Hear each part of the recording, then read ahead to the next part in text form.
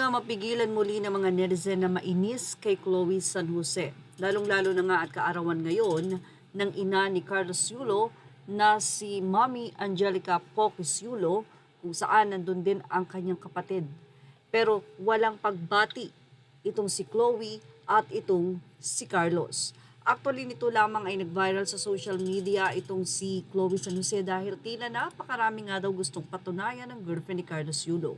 Maliban kasi sa pagbibintang sa kanya na winawaldas nito ang pera ng boyfriend, sinasabi din ng mga netizen na ito ay retoke.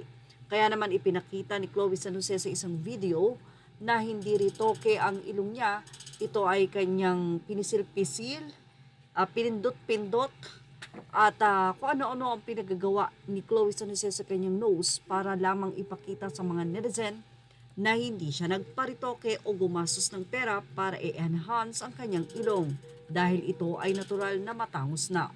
Speaking of pagbibintang sa kanya na winawaldas ang pera ng boyfriend na si Carlos Yulo, narito ang naging usapan ng mga netizen. Don't worry, you're still on your prime era spending other people's money, girl. Nanghingi ng proof si Chloe.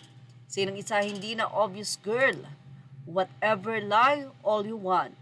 Sagot ni Chloe, your answer is not connected at all to my request of your proof that I use other people's money, whatever to you, to and assume all you want. Baka kasi gawain mo yun and you're reflecting it on me, lol. Sagot ng netizen, baka hindi ka lang makaintindi kaya hindi mo nakita connection, study hard. Sagot ni Chloe, for the third time, your comment still doesn't answer my request for your proof. Mukhang kayo po ata ang need mag-study hard. Wahaha, pangatong beses na yan, ante, oh.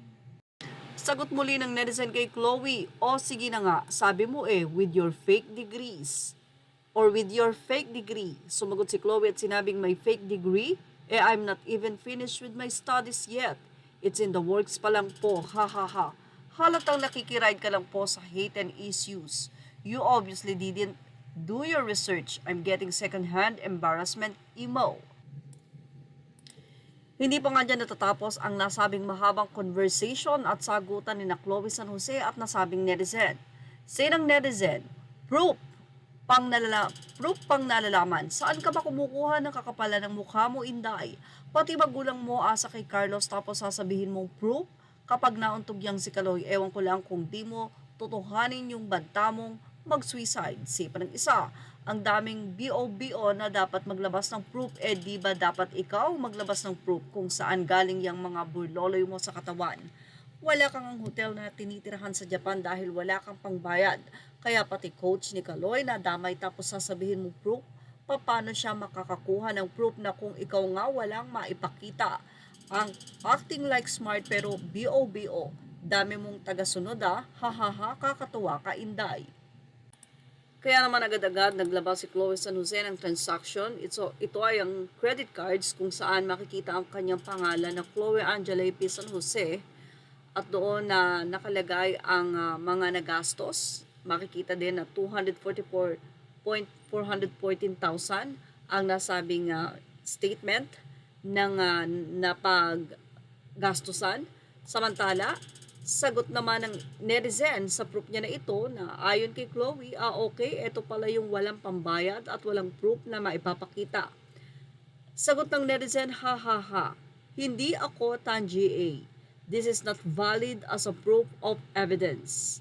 Ang tinatanong ko po, saan galing ang pera mo? Kasi madali lang naman yan Bigyan ka lang ni Kaloy ng pera pambayad dyan sa credit account mo. Naku po, may credit card ako at ang tagabayad ko ay ang asawa ko. Take note, asawa ko at hindi boyfriend. Sabi pa niya, pinagyayabang yung transaction niya sa pinamili niya na utang naman at babayaran ng boyfriend niya. Kaloka. Well, ano masasabi niyo about dito? Ilagay na ang inyong opinion sa ating comment section. Images are all credit to the rightful owners. Thank you for watching. Show us now.